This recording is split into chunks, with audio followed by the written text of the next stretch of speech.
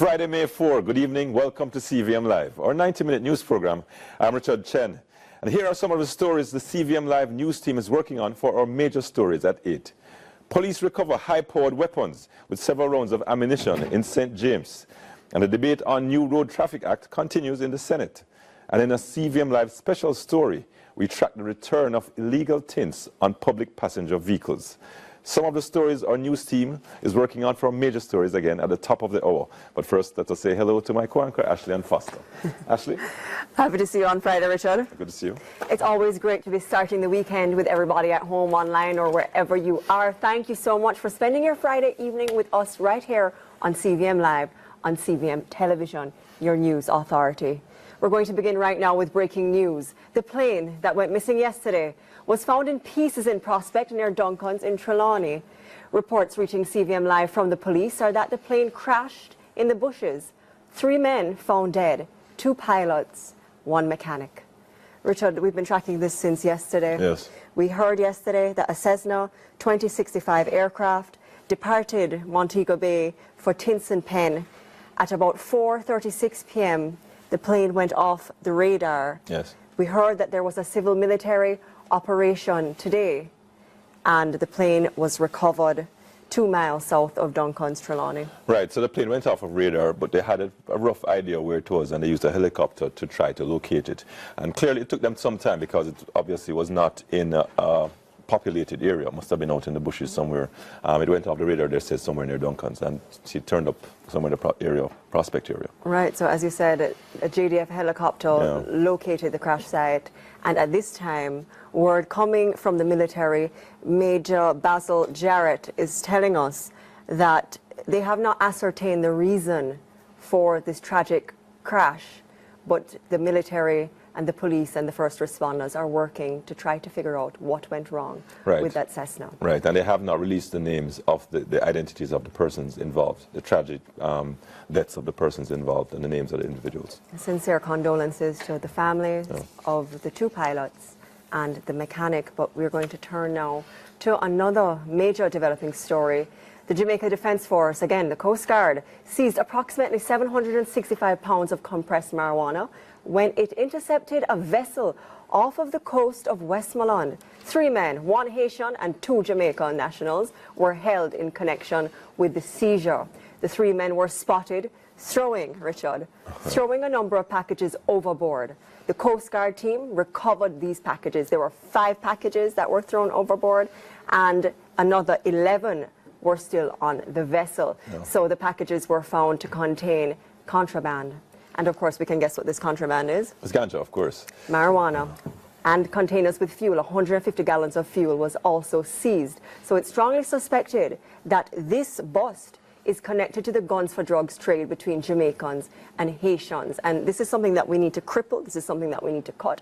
Because everybody, when we talk about ZOSO, state of emergency, enhanced security measures, the big question is, where are the guns coming from, and why can't we find the guns? But I think you have another story for us on the guns. Well, I mean, before we go to the story, there's definitely a connection, we all know, between Jamaica and Haiti in terms of the gun trade. And what happens is that guns are prevalent in Haiti and are cheap. And Haiti, on the flip side, wants things from Jamaica, and ganja, of course, being one of them. Right. So, well, and breaking news in other stories reaching CVM Live tonight, the St. James police made a major gun find this afternoon in Ramble Hill, Bogue, St. James, as they uncovered 4 high-powered weapons and several rounds of ammunition.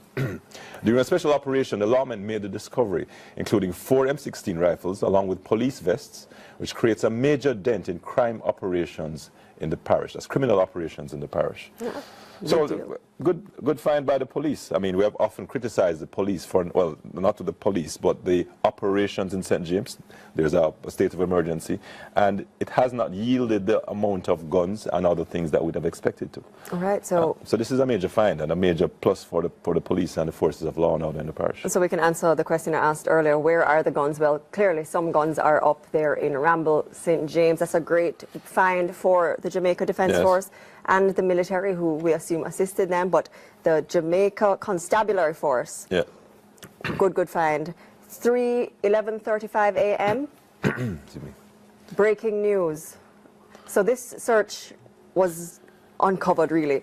3:35 a.m.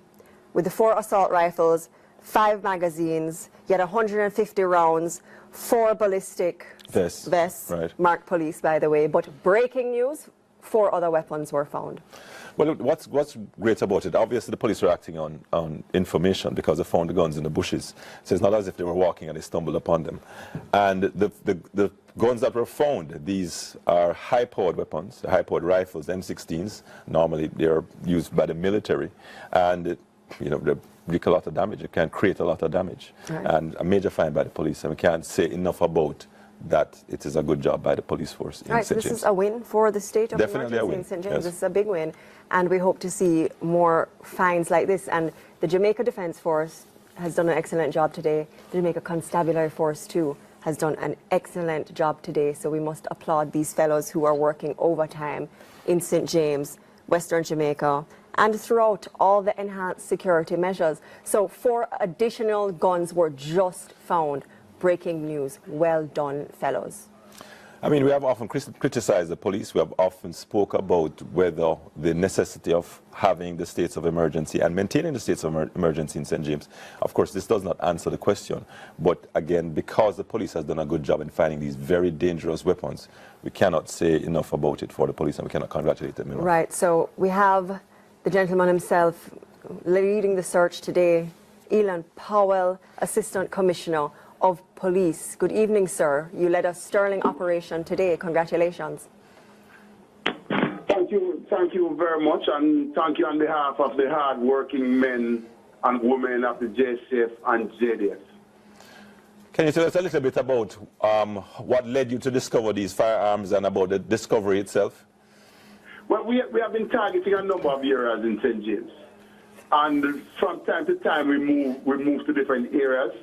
Today we were in this area, decided to do a comprehensive search of the area, as we would have done in other areas.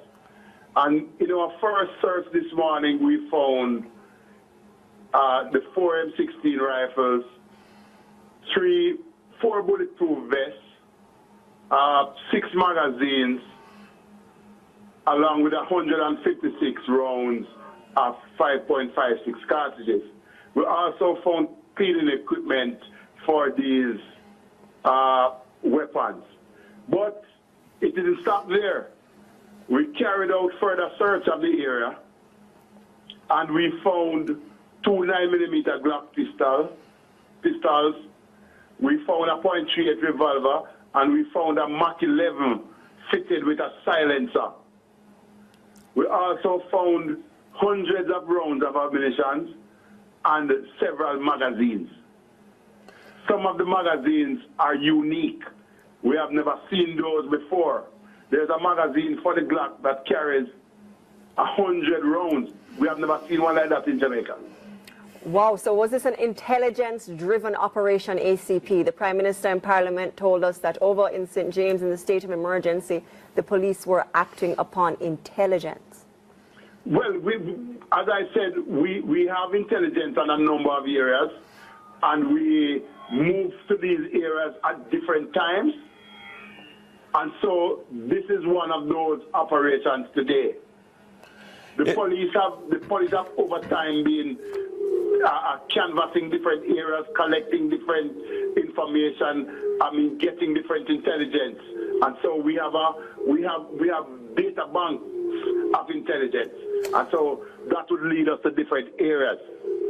ACP, it's reported that the vests that were found had police written on them. Is that the case? Was that the case? Well, 2 of them had police written on them. One, we could see that the markings was actually done not by police, but by criminal elements or somebody other than police, because we have specific markings for our vests. Those markings that we saw on one of them did not resemble the markings that we would do on vests. But ACP, what of the others? Are the others vests belonging to the Jamaica Constabulary Force? No, that investigation is going on as we speak to determine whether or not the other 2 are belonging to the JCF. There was one resembling those worn by the JDF, even though it didn't have JDF written on it. So all that investigation is going on. Remember, we just found that today. And as a matter of fact, I just came out of the field. Having found the other guns, we just came out of the field. Can you tell us, ACP, you mentioned an extended search. So the 4 guns that were just found, most recently found, were those found in a different area upon new intelligence, or is it all connected to the intelligence which you acted upon this morning at 11:35 a.m.? All connected. We didn't leave that area. Having found those today, we didn't leave that area. We continued in the area for the entire afternoon. There's no evidence. Do you know whether these guns are connected to any ongoing investigation or any particular crime? All those checks we are doing now, the ballistic examinations will be done, and so we'll be better able to inform you of those results at a later date. But as of now, we have found 8 guns, hundreds of rounds, and several magazines. I think that is what we have now. The investigations will continue. We will do the forensic examinations. All of that will be done subsequently. ACP, this is the first major gun find within the state of emergency in St. James, isn't it? It is the highest number. This is the highest number we have found. But we are hopeful that we will find even higher numbers in days to come. And can you tell us what the morale of your team is like now, and the entire crew, the entire complement of both JDF and JCF on the ground today? Are you feeling good? Is there a boost in the morale? They're over the moon. They're over the moon. They're so enthusiastic. Well, ACP, they're just ready to continue working. ACP, thank you very much. And we congratulate you again and keep that morale high. Very well. Thank you much. Thank you much. And thanks for the support, and we need the continued support. Okay. So a good job there by ACP Elon Paul and his team. And what we must also stress again is the fact that there were 4 M16 rifles, and he said another machine gun was found. Right. Some machine gun was found. Breaking news, CVM Live exclusive. You heard it here first. CVM Live exclusive. Quite a big find by the police. 4 more guns.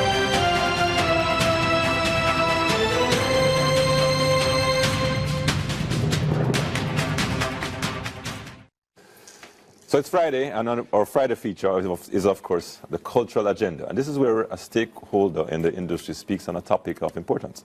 Our guest this evening is performative art maker Kim Lee, and she'll be speaking to us on a vision for Jamaica's creative industry.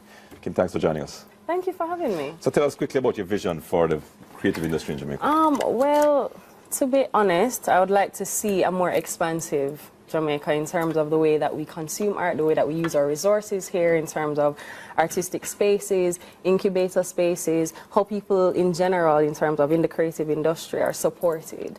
You know what I mean? In terms of how do we make artistic work or cultural work acceptable within not only us as artists and feeding it to ourselves, but within society. You know what I mean? Like, how do we make that work for everybody in terms of community? So, of course, when we talk about art in Jamaica, there's a focus on our music. Do you think that as a performative artist, in your case, not necessarily a producer of music, that you're like a lesser cousin, you're looked at, you're not encouraged, you don't get encouragement either from corporate Jamaica or from the government? Yeah, I mean, I have to be careful when I answer this question. But for me, it is very limited in terms of the support that is given throughout. And I won't say that we are the lesser, but I understand the context of which you're talking about it, right? Because the support systems and the structures, it's not balanced. Right? So we talk about reggae and we talk about the music industry in terms of dance hall, but you know what I mean? It's a lived cultural expression, and lived cultural expressions come through us in different forms.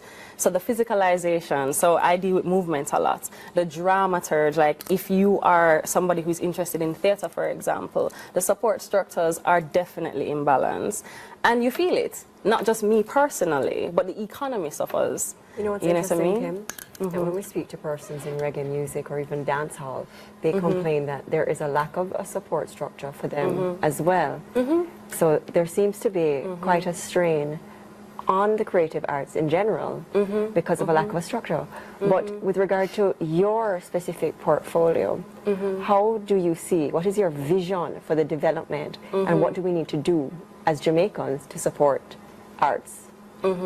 Well, I'm thinking more about along the lines of, if I'm thinking about vision, right? I see where Kingston can be and should be the creative hub or center, right, for the Caribbean. I see that in terms of it's a possibility, right? Because we've gifted the country already, or the world rather, a lot in terms of genres, in terms of even just in music, but not just specifically with music, right? So I'm seeing where we need to think about how we can create a art district, something that is generated. And this is not just from me, because you have a lot of artists right now who are lobbying for this thing to happen. Think about incubator systems. Think about spaces where artists can come and just share with each other. You know what I mean? Because it's not just about streaming funds. It's about people being able to come together and share their own artistic practice. But doesn't this have to be driven by the art community itself? Isn't this impetus for this have to come forcefully from the art community, persons like yourself? Like a cooperative? Well, you know, it's there, and I will say that. So we are driving for these things to happen, but everybody needs to realize that lived practices that come from within us as artists, it's not our work alone to do, because we need a lot of backing, right? So in terms of the different skills, you know, I met with different people and they've always said to me, well, the artist will do what the artist does. Right? But in society, when you have lived practices coming out, we need people around to also support those structures. So the impetus is there, and you have a lot of people rallying right now, you know, as a movement to get that vision, to push that vision. But we need the support. Rallying how? Rallying how? Well, I can't say much about how we are rallying, but I do know that there's a lot of link-ups and meetups that are happening right now. So myself, I've started a creative hub and development project for artists, right? And it's called Carib Funk. And that is basically a space to help artists, to support artists in whatever needs they need, like in terms of the backing. So marketing, in terms of how do we talk about development of professionalism? How do we talk about aligning ourselves to certain policies or even creating that? Because we all know that we have a lack of policy in this country when it comes to the creative economy. You know what I mean? So it's just having those structures in place and trying to do it alone without the voice of even government is difficult. It is difficult. Right? It is very difficult. Well, we'll see how you can build your art community here in Jamaica. Again, to present another gift to the world besides the music that we have here. Okay. Kim, thanks for joining us on CBN Live. Thank you. Well, social media is next, and this is where we share with you the very latest across the platforms. Here's CBN Live's social media. Thanks, guys. Now, wrapping up day 4 of the month of children, we found this amazing young lady in our social spaces. Take a look. My name is Natalie Wamboy, and I'm 10 years old. I'm in class 5, and I'm an author and a poet. When people started knowing that I write and the media started reaching out to me, my mother sat me down and told me that my biggest challenge was to offer myself as a good example to those who will be coming after me. And that is a challenge to all of us. You have to have a reason as to why you do what you do. For me, I'm a writer, and whenever I go somewhere, people normally ask me, how did you start writing? Why did you start writing at such a tender age? And my answer is usually the same. I write to open up a blind eye. I write to bring truth to life. I write to show you my opinion. I write to tell you that there is always another way to do something. I write to undress the lies. I write to bring darkness to light. I write to tell you that everyone is different. I write to tell you that not everyone will like you. I write to remind you that the world is diverse. I write to tell you that racism, nepotism, terrorism, and tribalism are real. Well, Natalie Wamboy, she did a 10-minute speech, and we just played you 2 minutes of it, so you can go look for it and listen to the other 8 minutes. That's it for SM today. Make sure you join us again for more on Monday. Have a great weekend. Well, I'm definitely going to look for the other 8 minutes of that presentation. Me too. That was brilliant. It's inspirational. And definitely inspirational. Oh, yeah. Well, coming up, significant achievement by the government, record decline in unemployment, and increase in new jobs. But what does this all mean for the economy? And is it impacted by crime? That's our panel discussion. Well, coming up straight ahead in major stories, major gun find and ammunition find in St. James. We have the pictures for you. And in a CVM Live story, marked increase in illegal tints on the nation's streets. And new Road Traffic Act debate continued in the Senate. More breaking, exclusive, developing stories coming up next in your Friday Major Stories with Richard after the break.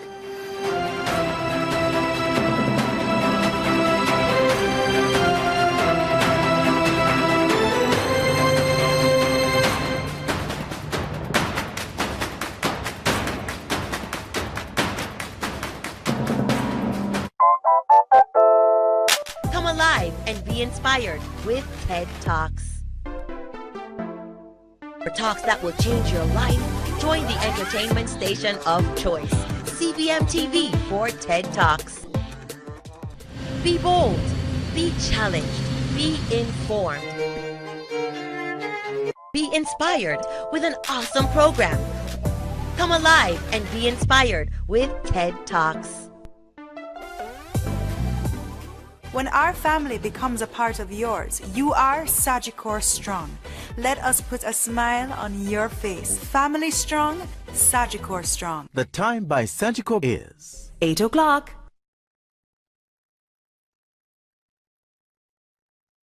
Now you have a direct voice in CVM News. Say what you think on the CVM Say What question of the day and see yourself during CVM Live. Here's how. Watch CVM TV every weekday from noon through to the start of CVM Live for the Say What question of the day, or check our Facebook, Instagram, or Twitter pages from 2 p.m. Make sure the CVM WhatsApp number is saved in your phone contacts, 822-9315. Then once you know the Say What question of the day, get involved.